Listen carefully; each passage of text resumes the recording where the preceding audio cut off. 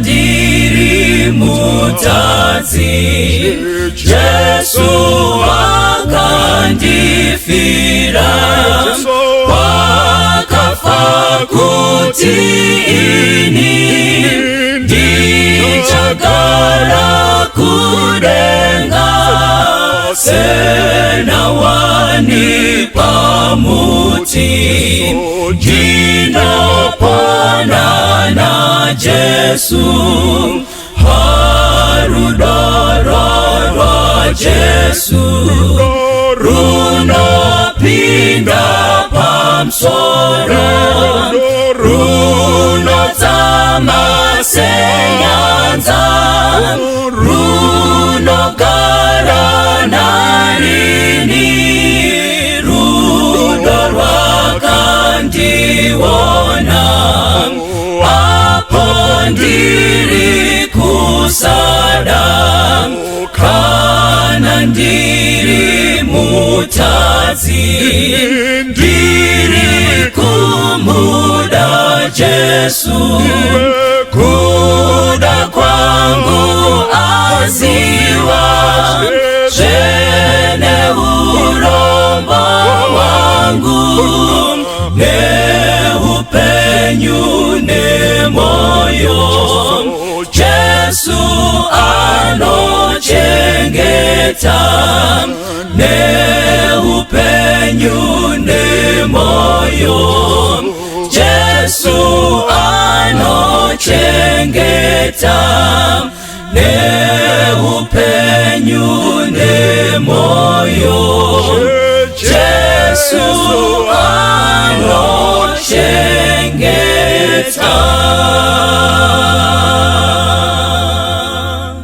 Toda kutenda Mwari watitendera kuti tisangane nyama nemweya zviri pamwe chete.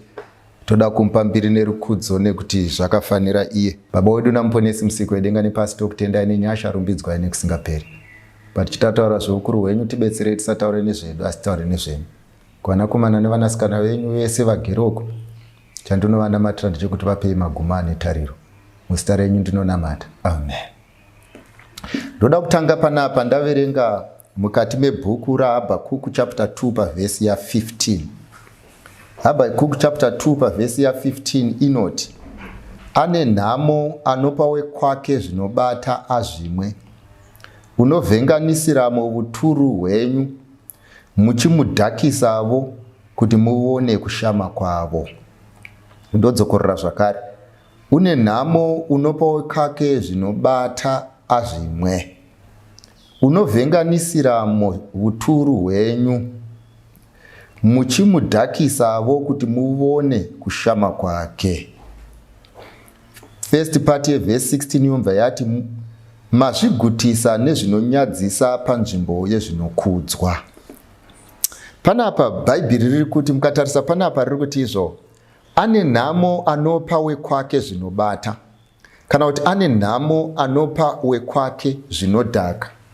Zvikanzi nekuti imimi munomuvhenganisira zvakasimba, zvekuti kana achinge abatwa nazvo anosvika pakubvisa hembe, uye kana achinge abvisa hembe imimi moseka muchishamisika nekushama kwake, nyamba kushama uku kwaunzwa nezvamamupa. Saka Jehovha panapa aakuti problemu iyi haizovi yaabvisa hembe chete, inini saMwari ndichatarisa chaita kuti abvise hembe. Saka kana ndichagovera munhu nhamo, akapa uye akamwa ane zvake. Saka Mwari panapa ari kutaura nyaya achiburitsa pachena kuti kana pane chinhu chinenge chaitwa nemunhu chinozoprodusa maripple effects, zvikanzi naJehovha, kana maripple effects aya achinge aproduswa, inini handizongotarisi kuti maripple effects akonzerei, ndinotarisawo nemunhu akonzeresa kuti zvinhu izvi zvivepo.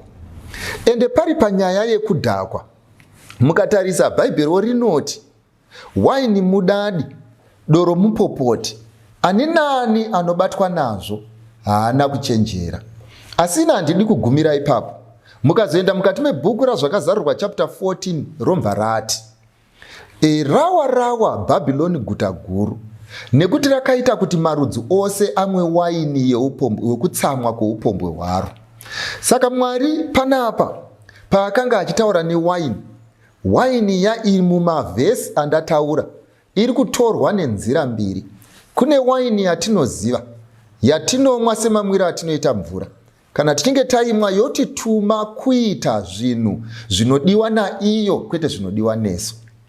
Now kuuya yepiri waini iri kutaurwa iwaini yekuti vanhu vakadhakwa nedzidziso nemaperceptions ekuti kana vanhu dzidziso idzodzo dzapinda mumusoro, kana vanhu maperceptions iwayo apinda mumusoro, zvikanzi nyika yese inofamba yakadhakwa sekunge yamwa doro semvura, asi yamwa doro yemaperceptions akaunzwa nemunhu achinyatsoziva zvazvinoreva uye nekwazvisasvika.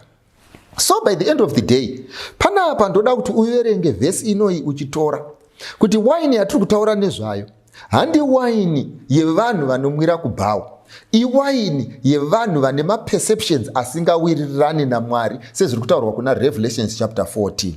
Now Bible roti ane nhamo unopa wekwake zvinobata kuti azvimwe.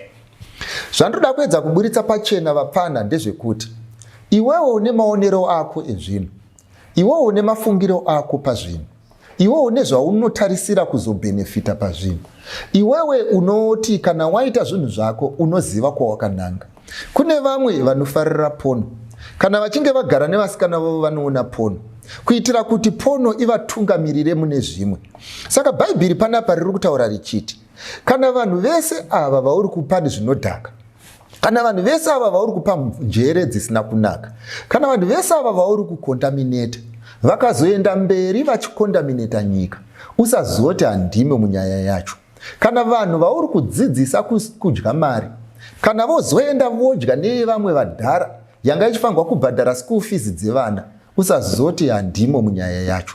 Kana vanhu vauri kutrena kurara pese pese, kana vachinge vozofamba vopaza mudzimba dzacho, Mwari ari kuti newewo usazoti handimo munyaya yacho. Nekuti Mwari ari kuti akadzidzisa vanhu kumwa zvinobata, akadzidzisa vanhu kupinda mune zvinobata, zvikanzi ane mhosva. Zvorevei? Zvoreva kuti anoita zvinonyangadza paFacebook, anoita zvinonyangadza paWhatsApp, kusvika vanhu vave varanda vepfungwa yaunoziva kuti haina kururama, kusvika vamwe vanhu vakupembedza pfungwa dzaunoziva kuti hadzina kunaka. Zvikanzi neBhaibheri imimi makafanana nevanhu vabikira munhu kachasu. Saka kana munhu abikirwa kachasu akazotsikwa nemota, abika ane mhosva, naiye nyakutsikwa ane mhosva. Saka ndoda kuti ndikuudzei vapfana, patiri kuenda mberi tichitaurirana pazvinhu izvi, zvakaipa kusiya vanhu musinariyo isiri iyo iwe ozotendeuka, oro kuti iwe unonyatsoziva kuti nzira iyi yakaipa asi unosiya vamwe vanhu munzira yakaipa, wavadzidzisa vave well equipped. And ndo problem yatinayo huru, ndo problem yatiri kurwisana nayo senyika, yekuti vanhu vari in control yemedia, vanhu vari in control yesocial media, vanhu vari in control yemaplatform vari kupa vana zvinobata. Vana vomwa mukusaziva, vodhakwa, vozoita zvavanga vasingagoni kuita dei varamba vari somba. Chandoda kungokuudzai ndechekuti nguva yekuzvimiririra zvinhu izvi ichasvika. Tisati taenda kure, regai ndipindure mibvunzo iri panapa. Pane mwana ari panapa uyu, anoti regai ndisamaraize mubvunzo uyu nekuti wakati rebei. Mwana uyu anoti iye wakamitiswa asati akuziva Mwari, ndokumva azotendeuka iye zvino izvi akuziva Mwari. Asi dambudziko raari kuona nderekuti vanhu vanonamata vari kuita madouble standards. Madouble standards aya vari kuaita pekuti vari kumuseka iye nekuti ane mwana, kunyangwe vamwe vacho dzisati dziri mhandara, asi futi ndo vanoparidza kuti kana munhu ave muna Jehovha ave chisikwa chitsva. Ndofunga manzwisisa nyaya iri kutaurwa nemwana wangu iyi. Nyaya iri kutaurwa nemwana wangu panapa ari kuti izvo kana munhu akatendeuka ave chisikwa chitsva, pasti yapera. Asi dambudziko raakuita nderekuti iye akamitiswa akaita vana, asi vanhu vanonamata vanoda kumufungidza zvekure. Ende imwe problemu yaatori nayo ndeyekuti izvo iye akamitiswa, kune vamwe vasina kumitiswa asi vairara nevarume vari kutomuseka sezvinonzi ivo vari nani kudarika iye. Ndo mubvunzo wacho. Rega nditaure newe mwanangu, nemi muruko, ndokumbira kuti mundinzwisise panyaya iyi, munyatsondibata zvakanaka. Ngatiti kune vanhu vari kubhawa, vomba vaenda vari vaviri vonorwa kubhawa. Umwe orowa obviswa mazino, umwe orowa mazino oramba aripo. Vanhu ava vese vari vaviri vanga vachirwa, asi havasisina kufanana kana vanhu vakatarisa, nekuti umwe akabviswa mazino. Saka mwanangu, chandoda kuti utange wabvuma panyaya iyi ndeyekuti zvinoitisa mimba mese makaita.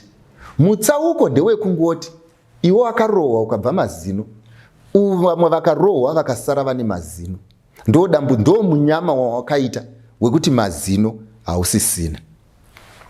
Uyezve ndoda kuti uchiziva chinhu ichi ndechinoti manje kana munhu aimwa doro akatendeuka, iye akarohwa kubhawa akabva mazino, nyangwe zvichinzi chachisikwa chitsva zviri kuti anodzoserwa mazino, anoramba asina mazino, asi pamberi paMwari achisikwa chitsva. Saka ndo scenario iri pauri, ndeyekuti iwewe uri chisikwa chitsva ende kuponeseka unoponeseka ende mikana unayo. Asi paunomira pane vamwe vasikana, usakanganwe kuti you are a single mother. Ende kuve single mother hazvireva kuti uri chinhu chinoshoreka, zvireva kuti ndo status yavapo. Saka kana vanhu vachikubvunza nyaya dzekuti sei mazino usina, hakuzi kuti vari kukushora, pamusana pekuti ivo vanogona kunge vasina, asi ava hana kubviswa nechibhakera, vakanobviswa kwadentist. Saka chavasungoshiona ndechekuti ivo wakaita munyama yekuti wakabve pamberi, ivo vakabva ari kumasure akati vandei. Saka havasi kukurimainda nekuwakanga uri, mazino angobva asisisipo. Saka hazvigone kuti uamere mazino aya nekuti watendeuka. Saka handisi kuti unofanirwa kuexplainira vanhu vese kwakaenda mazino, handisi kuti unofanirwa kuexplainira vanhu vese mabviro aakaita.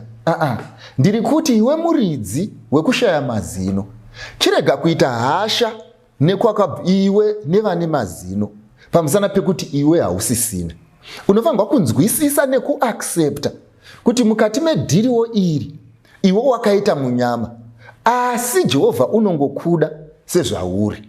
Asi ukaita problem yekuda kuti ramangwana ridzimike pamusana pekuti iwewe watendeuka, hazvifambe zvichidaro, nekuti kudenga tichaenda nemavanga edu.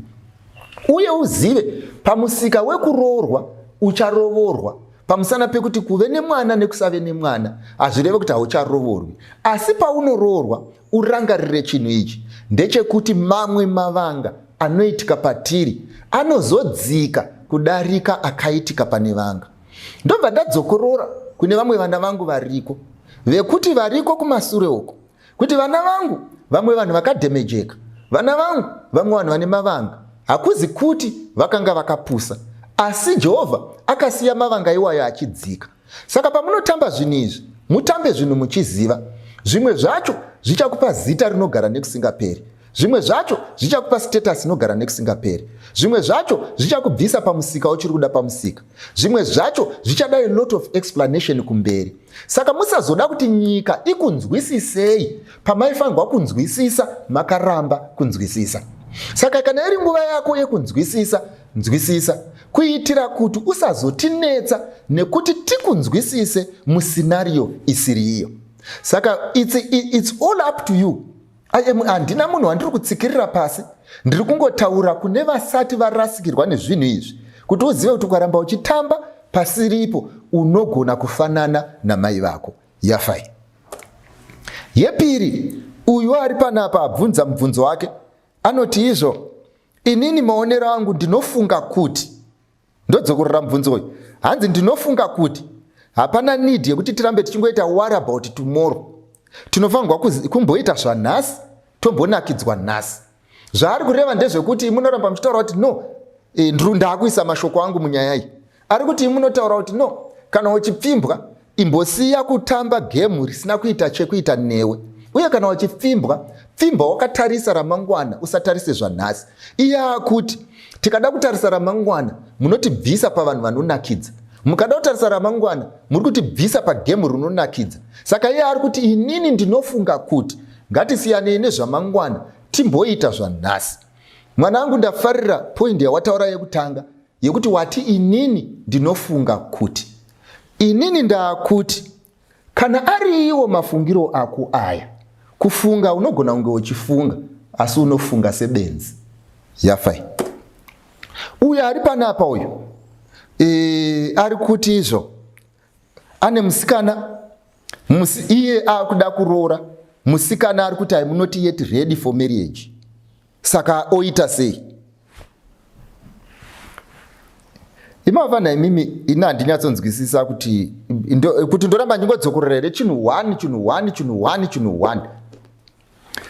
Ndoda kuti munyatsondibata zvakanaka ende muve sober panyaya iyi.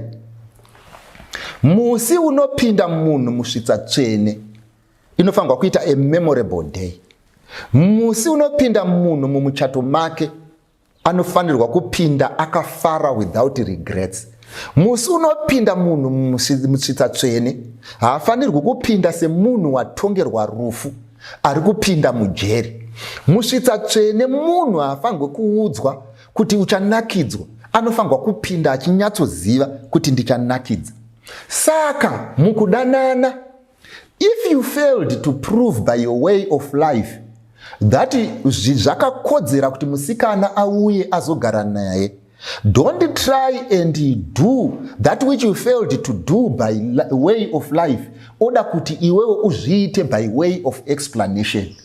Musikana paari kuti I am not ready, ari kuti handisi kukuona zvakanaka, number 1. Handina chikodzero chekunge ndichiroorwa newe, number 2. Uye pamwe ndichikuona iwewe zvandinoda handisati ndanyatsoona kuti ndinozviwana here, number 3. Saka harizi rimwe remabasa ako rekufamba uchikonvinza vanhu kuti varoorwe nekuti iwewe waakuda kuroora. Ndakakuudzai kudhara, iwewe usakwire bhazi risati raakuda kusimuka, iwewe uchitaura driver kuti ndine emergency, saka ngatisumukei. Hatingamhanyiri kuemergency yako. Ane emergency kwira raakuda kusumuka. Kana pasina bhazi try taxi, asi usatipinze muemergency yako. Saka vanhu vese vaunodanana navo havafanirwi kuti kana iwewe wane emergency yekuti hauchakwanisi kurara wega, iwe vese vakufanirwa kutopinda muemergency yako. Ko kana emergency yako yazopera vanozodii?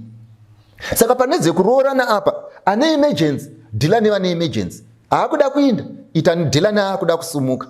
Aakuda kuroora nyenga vaakuda kuroorwa. Aakuda zvekupinda mumba nyenga vaakuda kupindwa mumba. Asati aakuda kupinda mumba anodhila nevasikuda kupinda mumba. Munhu akati handisikuda kupinda mumba zvinoreva kuti waraura isati yaredi kubikwa. Hazvireve kuti kana iwe ukasvikirwa nevaenzi danga rako rizere mabroila asi asiri 1 week old oti iwewe wakufanirwa kufa pamusana pekuti mumba mako mapinda muenzi. Mabroila anomirira 6 months. Ndo zviri kungotaurwa nemusikana wako, ari kumirirawo 6 weeks dzake kuti dzikwane. Iwewe kana waona zvichinetsa you can move on. Kumwanasikana wangu uyu ndoda kukuisira pachena, never be convinced by the word of mouth to enter into a marriage. If you think and feel kuti zvinhu izvi you are not yet ready for it, for whatever reasons, your reasons may be wrong but your conviction is right. Mira pazvinhu zvako, usamanikidzirwe kupinda muchinhu chausiri kunzwisisa. You may be right. Ine ndoda kumbokubvunza iwo naiva pana, it looks like panapa manga muchidanana zvakangofanira kuti tingati manga muri parwendo mese.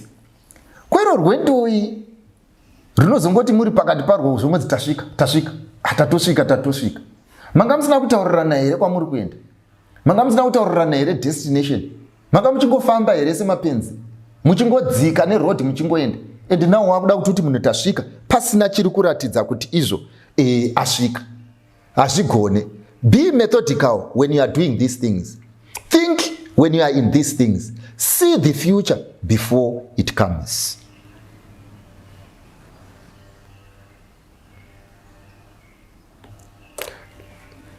Uyu ari kuti vabereki havadi foreigner oita sei semafungira andiri kuita kuti uyu anodanana neforeigner whether musikana kana kuti mukomana handisi kuziva, asi vabereki vake havasi kuda foreigner, saka oita sei? Ndodzokorora, uyu munhu uyu ane vabereki, iye ari kudanana nemunhu asiri werudzi rwake, saka vabereki vari kuti havasi kuda foreigner, saka manje ari kubvunza kuti oita sei. Chaasina kuisa clear ndechekuti ari kuti oita sei neforeigner yacho here. Ndodzokorora, ndoda kuti munyatsopabata mune pfungwa dzinopanana moto. Mubvunzo ndewekuti oita sei neforeigner here kana kuti oita sei nevabereki. Because kazhinji kana mibvunzo iyi ichitaurwa inenge ichibvunzwa kunzi ndoita sei nevabereki, kwete kuti ndoita sei neforeigner. Kana tapinda panyaya dzekuroora, we want everyone else to change his or her position except us. Asiwo futi like I said last week, ndinorespekta kuti ndimi mune final say. Nyaya iyi inonetsa kupindira pamusana pekuti haina one size fits all. Inini mukuziva kwandinoita kana tiri pachitendero, Bhaibheri haripesanise munhu nendudzi kuti uyu neuyu havakwanisi kuroorana. Harina pari clear parinotaura nezvazvo. Chatinongoziva ndechekuti vanhu vazhinji vakaroora vachiroorana nevanhu vanorarama dzimwe tsika dzisiri dzekwavo dzavasingazive. Vane mamwe machallenji avakapinda muzvinhu izvi vasingazive. Iwayo ndiwo andinogona kumbokupa. Kana ndapedza kukupa, iwo unozomeka decision yekuti unoita sei. Mind you, handisi kuti usa ndiri kuda kungokupa kuti zvinhu izvi wambofunga nezvazvo here. Number 1, dambudziko guru randakaona, especially matimambozviona here, kuti vanhu vazhinji vanoenda, tomboti vaenda kunorarama kuSouth Africa uko. Ukasvika kuSouth Africa vazhinji vavo vanenge vachirarama upenyu hwakanaka. Vanenge vachitofamba nemota, vanenge vatori nedzimba, vanenge vakatoroorako, ende vanenge vatori nemhuri. Asi kazhinji chandakaona, gore ravanofa vachingodzoka kuno kuZimbabwe, vanodzoka vari mutrera, pasina chimwe chavanacho chikuratidza kuti vanga vari kuSouth Africa kunze kwechichanganibhegi chinenge chakaiswa imomo. Saka zvinofamba sei kuti munhu akanga ane upenyu uhu anodzoka kuzovigwa ave murombo, zvekuti nyangwe vabereki vazukuru vavo havavaoni, zvekuti nyangwe vabereki vana vako havazovavoni. In fact, nyaya ndiri kutaura vapfana vangu vazhinji munoiziva. Saka zvinozoitika vabereki vanoti vapedza kuona masinario iwayo, kana vakanzwa kuti mwana wavo azofunga kunoroora, vanongofunga zvakaitirwa vamwe vavanoziva. Saka decision yavo is based on the experience that they had, but it might not be based on the experience that you will have. Ende dambudziko guru riri kuitika kunemi vapfana. Muri kuti kana mabuda kubva muno vamwe venyu maenda kunze, muri kunorovora tsvina dzeikoko sekunge kunonzi hakuna vanhu kwavo, nekuti vanhu kwavo veikoko havasi kukunakidzaiwo sevanhu kwavo vekuno. Saka kana manotsvairira marara mumba, muri kuzopedzisira mave nemagumo ekuti maroora vanhu vanga vachikudai nekuda kwezvamunazvo, asi vakamirira kuti mungofa. Vamwe vacho munofa upenyu hupfupi, vamwe vacho munozoita zvekuurayiwa, uye vamwe vacho munoti kana muchinge mafa hwaMwari asi munovigwa semapopa. Zvachidaro, saka vabereki vakublema all foreigners nekuda kwoumwe munhu akaita ubenzi hwekunotsvairira marara mumba. Saka ndegai nditorewo mukana uno wekuti kana muchinge mazobuda muguta reHarare, manzi maakuenda kuguta reJoburg, kana mazobuda muguta reHarare mati maakuenda kunosenzera kuLondon, kana mazobuda kunzvimbo yeZimbabwe manzi maakuenda kuDubai.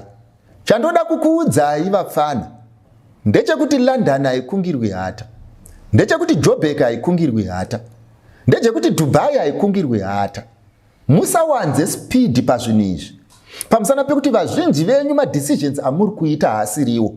Maakutovharira vamwe vanenge vaita madecisions akanaka kuve izvi.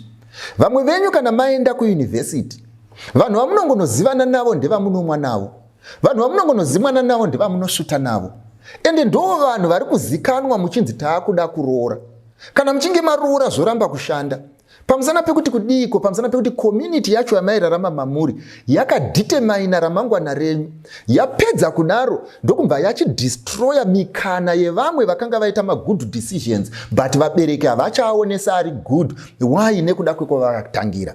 Saka vapfana mese muruko wherever you are, ndoda kukuudzai chinhu ichi. Kana muchinge mafamba, endai munofunga. Imi hamusi kuona here venyika yamugere havasi kufamba nespidi yenyu, venyika yamugere havasi kumwa kamumwire kwamunoita, venyika yamugere havapaparike sezvamunoita, venyika yamugere kune vari soba ndimi zvidhakwa zvemo, venyika yaribwere kune vamwe vanokama musoro imi ndimi mega musingachakami, venyika yamugere kune vamwe vacho vanotorora vachiverenga ima huchaverengi, venyika yamugere vamwe vacho vanotoziva kuti I cannot stay nemunhu handisina kuroorana navo kunze kwako. Problem iripo ndeyekuti imimi munoti kana muchinge maenda kune dzimwe nzvimbo munobatira zvinhu zveikoko padenga, mazvibatira ikoko padenga, moda kufunga kuti madiscover something new, and you want everyone else to settle in your stupidity, and because of your stupidity maakuvharira vamwe vanhu vakazviwanira vazulu avo akanaka mikana, nekuti vabereki havachaoni mune zvakanaka. Chimwe mwanangu chinotyisa vabereki ndechekuti vanorarama, vamwe vacho vakararama vakasafa racism isingaiti. Saka chinogona kuitika ndechekuti iwewe unonosangana nemurungu wako, hapana chakaipa nekuroora nemurungu, asi vanhu vazhinji vanoroora nevarungu. Chavasingadzoke, handisi kuti vese, ndati vazhinji, chavasingadzoke vachizokutaurirai ndechekuti they are in love with this gentleman but they are failing to fit in this community. Nyange ukaenda papati unofanirwa kutsanangura seuripo, nyange ukaenda papati unofanirwa kutsanangurira kuti izvo why is a black person here. Nyange amwene vachikuintroduce vari kunetseka nekuintrodusa munhu mutema pamusana pekuti ivo havadi munhu mutema. Nyange ukabereka vana they fail to fit. Yes, anenge ari muBritish citizen asi achibvunzwa nemaBritish kuti unobva kupi, pamusana pekuti zvinhu izvi zvakakanyika. Nyika sezvairi haiaccepte dzimwe ndudzi, inovaramba. Saka unoramba uchirarama upenyu hwekuexplaina your status, unoramba uchida kuti urarame urungu, urungu haugoni, kuti urarame ubhoyi, ubhoyi hausi kudiwa, kuti uite sewekwachivi, hausiri wekwachivi, kuti uite semuBritish, maBritish ati haude, kuti udai zvako zvoramba, kuti vana vako vaende kuchikoro vanobvunzwa kunzi munobva kupi, kuti vati tiri maBritish vonzi you are not British. Saka vabereki vapedza kuona izvi vari kuita imwe assessment kuti vana vedu vakawira mugomba iri vanogona kuzopedzisira vafanana neavo, but hazvirevo kuti vanhu vese vakafanana, but this is the reason why vachitya. Saka mwanangu, chandokukumbira chienda pamubereki wako umuratidze kuti zvimwe zvezvinhu izvi hazvisi kuzoitika murelationship yako yafai. Uyu ari panapa uyu akura, uyu amusikana kana kuti mukomana, handizive kuti chii, abva zero, akuda kutowana kana kuti akuda kuwanikwa, ari kuti but mai vake manje, because mai vake isingle mother, vari kudawo kuroorwa. Muri kunzwa nyaya iri panapa, mai vari kuda kuroorwa, mwana akudawo kuroorwa kana kuroora. Saka zviri kuti mai vane boyfriend mwana ane boyfriend. Saka uyu mwana manje ari kuti zviri kumunyadzisa kuti mai nezera ravo vari kukwikwidzana neso. Hanzi mai vangu vakutoita seteenager zvekutoti havachatobvi paWhatsApp vatove seteenager. Saka solution yaari kuda panapa ndekuti angaite sei kuti abatsire mai vasiyane nekuti vakuda kuroorwa nekuti iye ari kuti ndofunga ari kuti vaexpire. Saka pamusika apa hapachadi munhu akaexpire. Inyaya iri common. Ndorangarira ndaitomboitaura nemamwe madzimai mazuva apfuura. Regai ndiidzokorore vanangu. Vanangu ndokumbira kuti munyatsondibatisisa pandiri kuda kuedza kutaura. Chinhu chekutanga chandoda kukuudza. You have never been a single mother. Ndodzokorora. Unogona kunge wakarambwa nemukomana. Unogona kunge wakarambwa nevashanu. But experience yamai vako hauizive. Saka usade kupa prescription yechirwere chausina kumborwara. Number 2, you might have experienced loneliness. But loneliness yamai vako hauizive. Your mother is living the life in practice. And you are living the life in theory. And unfortunately, you want to prescribe for her medication, ye disease yausingazivi. So, ndo dambudziko guru ratinoita rekufunga kuti we know what is best for everyone else. We know what is good for everyone else without even considering how they feel and without even considering what they are thinking about. That is wrong. Number 2, ndezvekuti iwewe uri selfish. You are only thinking of what this will do to you. Even though ukada kunyatsoanalyze, handisi kuona what it will do to you. Handisi kuona pauri kupinda apa. Issue iri panapa ndeyekuti izvo uri kunyara kuti mai vako vari kuita zvavanoda. And you want to stop here because you have a boyfriend or a girlfriend. And you want to decide for her because of this. And you are only looking at yourself and not at your mother. This is selfishness. But ndoda kuti mumbozviziva, munozviziva here kuti kuna dzimwe chirikadzi dziri uko dzakura. Munozviziva here kuti dzimwe chirikadzi dziripo dzakatosiiwa nevarume iwo chiri pazamu. Unozviziva here kuti dzimwe chirikadzi nekuti dzakararama mune vamwe vanhu vakanga vapinda musecond marriage ndokubva vana vaabhuzwa.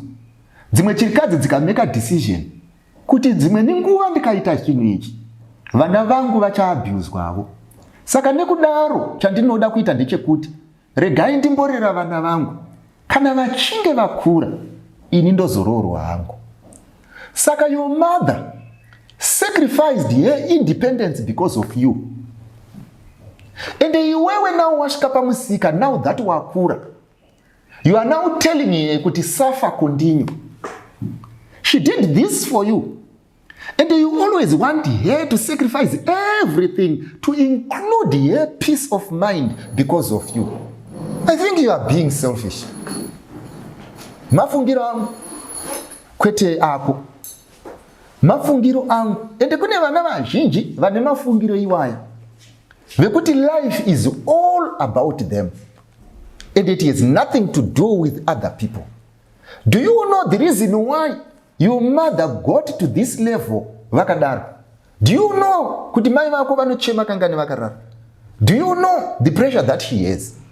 What rega ndikubvunze mubvunzo. Iye zvino iwe wakuda kuroora kana kuti wakuda kuroorwa. Mese makutama kubva pambapa. Ende pambapa pari kusara pana mai. Vanogona muka umwe musi vachiti musana wangu hausinzwa zvakanaka, vanoda umwe munhu anovabatsira kumwa mapiritsi. Vanogona kufunga kuti umwe musi pana apa ndine problem, ndoda umwe munhu wekuti anzwe zvandinazvo. Vanogona kuti inini I'm an outgoing person, I need someone to talk to. Ndoda kuti ndikubvunza kuti kana wavasiya pajeri rawava pairi, Are you going to share with your husband? Number 1. And are you going to be with her forever? Number 2. And giving her the benefits of the marriage as you are getting them. If you can't, you cannot be the judge on this issue. Handisi kuti haupinde mumadecisions anoitwa namai vako, but hazvireve kuti iwewe you should look at this thing with a selfish perception. Number 3, ndoda kuverengerai bhaibheri pano. Ndoda kuverenga mukati mebhuku ravakorinde vekutanga chitsauko ndecha 7. 1 Corinthians chapter 7 ndiverenge pavhesi ya 8 na 9. Paul anoti, asi ndinoti kune vasina kuwana nokuchirikadzi, zvakanaka kuti vagare seni. Asi kana vasingagoni kuzvidzora, ngavawane, nokuti zviri nani vawane pakutsva. Bhaibheri panapa riri kuti mai vako sechirikadzi, kana vachikwanisa kurarama vasina kuwanikwa, hazvina kuipa. Paul ndozvaanotaura. Zvikanzi asi kana vasingagoni, zviri nani vawanikwe pane kutsva. Regai nditaure kwamuri shirikadzi dziri uko nevana vavo pamubvunzo uyu. Kune mhando zhinji dzechirikadzi. Kune vakafirwa, vatokura, vakutopinda muretirement, vakameka decision yekuti handichadi kuroora kana kuroorwa. Koita vakafirwa, vachiri vadiki, zvekuti pfungwa yekuroorwa vanayo. Koita vakarambwa, vachiri vadiki, zvekuti pfungwa yekuroorwa vanayo. Ngatiregei kunyeperana pachinhu ichi. Ndoziva kuti kana makagara mutumagrupu twenyu, imi chirikadzi dzakachembera, munenge maakudza chirikadzi diki kuti don't worry about anything, murume wako ndiJesu, unoroorwa naJesu. Jesu anoti ndini baba vechirikadzi, uye Jesu anoti ndini vana baba venherera. Asi kune zvinoitirwa munhu naJesu nezvimwe zvisingaitirwe munhu naJesu nekuti akapiwa mukana wokuzviita. Sekuti kana munhu akuda mwana, Jesu haauyi kuzoitisa munhu mwana. Saka munofanirwa kubudirana pachena, imi chirikadzi diki nechirikadzi huru, imi chirikadzi dzabve zera nechirikadzi dzabve zera, imi chirikadzi dzisingachada kuroorwa nechirikadzi dzinoda kuroorwa. Hapana chakaipa kuroorwa, hapana chakaipa kutsvaga murume, hapana chakaipa kuda partner, hapana chakaipa kutangisa. Issue iri pano ndeyekuti when you make a decision that suits you. Ende imimiwo vana, kana mai vaita decision, muvatendere kuita decision inovasuta. Imimiwo vana amwene, musati muroora hafanirwe kuroora, because kana achinge aroorwa, vachadya zvinhu zvakasiyiwa nemwana wangu. Hatitsenze tichidaro, hatitongere vanhu rufu pamusana pemaperceptions atinawo. Mwari ari kuvapa kodzero yekuroorwa nekuroora. Imimi musavatorere kodzero dzavo. Kana iri nyaya yezvinhu zvinoonekwa kuti mutemo wenyika unoti kudii nenyaya yezvinhu izvozvo. Uyezve muroora wenyu ari kuda kuroorwa, anogona kunge asitorina plani yekugara pamba ipapo. Asi wofuta hazvireva kuti paapenyu vamwene nekuti arovorwa, anoramba ane kodzero dzake dzaanopiwa nemutemo. Kana akafunga kuisa muroja, ndiye. Kana imimi chamusingade kuona ari umwe murume ari kupindamo. Hongu pane zvimwe zvinhu zvamunoda kusafeguarda for children, but safeguardai musingatorere vanhu kodzero dzavo. Kunemi vasina varume vari kuda varume, usapode kufadza amwene, nekufadza hanzvadzi dzako, nekufadza mai, nekufadza vanhu nezvinhu zvausingagone. Uchapedzera woita zvinhu zvekubirira, uchapedzera wonetsa muraini rese, uchapedzera waane mbiri yemhombwe yaigona kuroorwa. Issue iri panapa ndeyekuti zvausingagone haugone. Taurira vanhu kuti zvinhu izvi handizvigone, uite zvinhu zvaunogona. Haikona kuzoti ndaida kuroorwa vana vakaramba vakati munhu ari kuda kungoya kuzodya zvinhu zvenyu. Haizi nyaya yevana yekuroorwa, iyi inyaya yako. Kana vana vane mamwe mafungiro panyaya yekuroorwa nekuroora kwamai, vanofanirwa kufunga vozvichengeta mupfungwa dzavo, asi ngavasakonese munhu kuita kodzero dzaanoziva. Hachizi chivi. Let's learn to separate sin nezvisiri zvivi. Ngatisararamei zvatisingagone. Ngatisazvitongerai rufu kana tisingafanirwa kuzvitongera rufu. We need to be honest with self. Unofanirwa unozvitarisa pamira ozvitaurira kuti can I or can't I? Ndinozvigona here? Handizvigone. Upenyu hwangu ndiri ndega ndougona here? Handiugone. Kana usingahugone, usaite zvekubirira. You can officially marry. Vapfana mazvinzwa, regai chembere iroorwe kana yaona anoda kuisa mukicheni. Ende mutoitira kamuchato kayo kane staera kana ichikada. Kana pachitoda kupfeka gauni isina rimwe zino, ngavapfeke gauni pamusana kana zviri izvo zvinoita kuti vafare. Ngatirespekte vabereki vakasacrifice a lot kuti tifare, tivatendere vafe nerugare, vasina zvigumbu, vasina BP yekuti takaita kuti vamaneje zvinhu zvavasingagone kumaneja. Mwari akuitire zvakanaka. Ngatinamate. Ishe wangu namuponesi, maita henyu matitendere kuti tisangane nyama nemweya zviri pamwe chete, piwai mbiri nerukudzo nekuti zvakafanira imi. Pane zvatinotaura, tibetserei kuti mweya wenyu uzvitsanangure. Muzita raJesu ndanamata. Amen.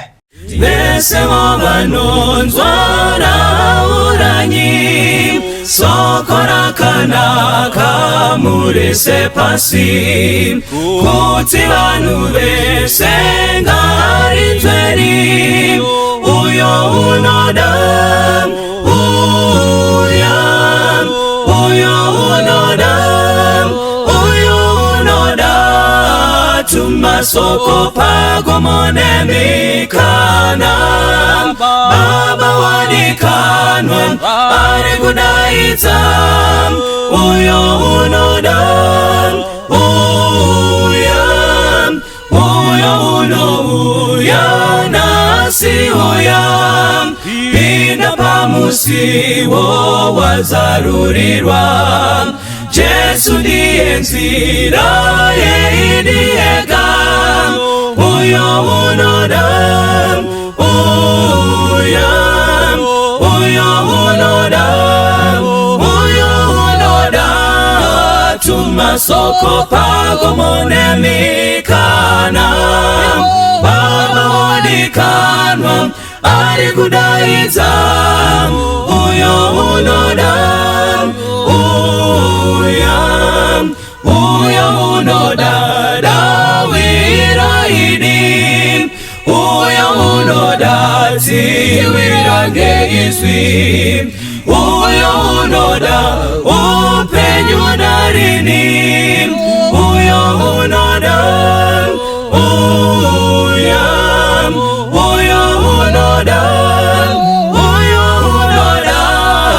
tumasoko pagomonemikana, Baba wadikanwa ari kudaidza, uyo unoda, uyo unoda, tumasoko pagomonemikana, Baba wadikanwa ari kudaidza, uyo unoda, Baba wadikanwa ari kudaidza, uyo unoda, Baba wadikanwa ari kudaidza, uyo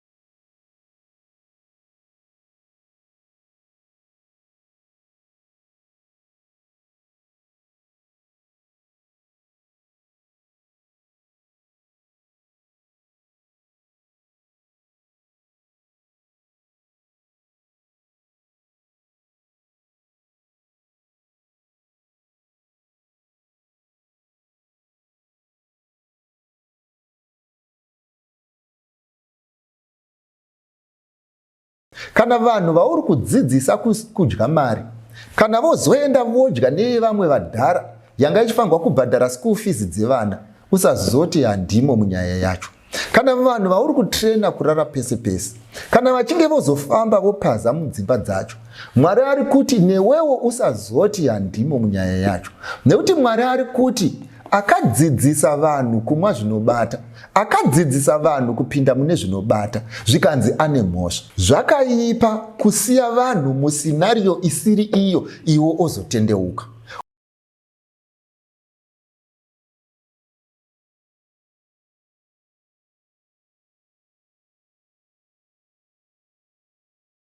Iwewe usakwire bhazi risati rakuda kusimuka, iwe uchitaura driver kuti ndine emergency, saka ngatisimukei. Hatingamhanyiri kuemergency yako. Ane emergency kwira rakuda kusumuka.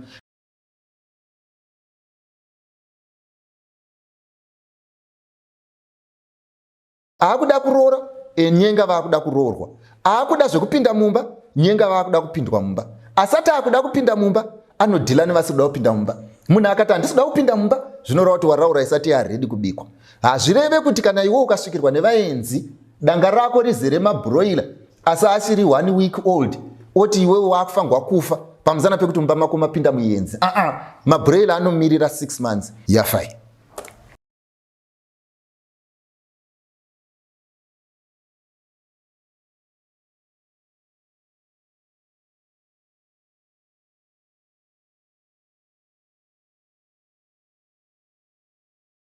Saka vanhu vese vaunodanana navo havafanirwi kuti kana iwewe wane emergency yekuti hauchakwanisi kurara wega, iwe vese vakufanirwa kutopinda muemergency yako. Ko kana emergency yako yazopera vanozodii?